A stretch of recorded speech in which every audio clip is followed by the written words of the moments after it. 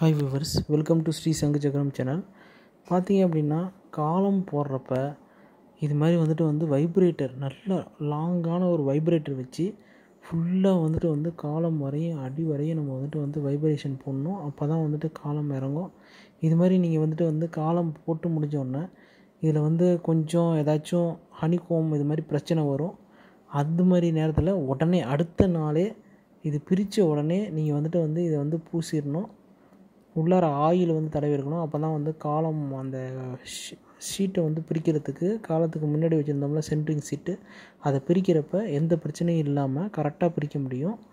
இது மாதிரி காலம் பண்ணி முடித்தோடனே சிமெண்ட் எடுத்துகிட்டு அந்த ஃபுல்லாக பூசி முடிச்சுட்டு அதுக்கப்புறமேல் மேலே சிமெண்ட்டை தடவணும்.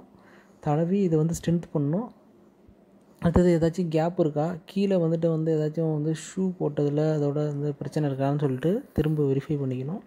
இதுமாரி காலம் ஃபுல்லாக சப்போர்ட் கொடுக்கணும். மேலே கரெக்டாக மட்டம் பார்த்து அந்த கோலை நூல் தொங்க விடுவாங்கள்ல, நூல் தொங்க விட்டுட்டு அதுக்கப்புறமேல நீங்கள் செக் பண்ணணும்.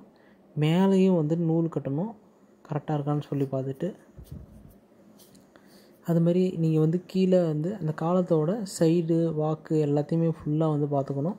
இதுமாதிரி காலம் பிரித்த அப்புறம் அதில் ஏதாச்சும் டேமேஜ் இருக்கா அப்படிங்கிற மாதிரி பார்க்கணும். ஒவ்வொரு இடத்துலையும் தட்டி பார்க்கணும். ஏதாச்சும் உள்ளார ஹாலோவாக ஸ்பேஸ் மாதிரி இருந்துச்சு அப்படின்னா அது உடனே நம்ம கேர் எடுத்து அதை சரி பண்ணிடலாம். அதுக்கான டைம் தான் இந்த டைமு.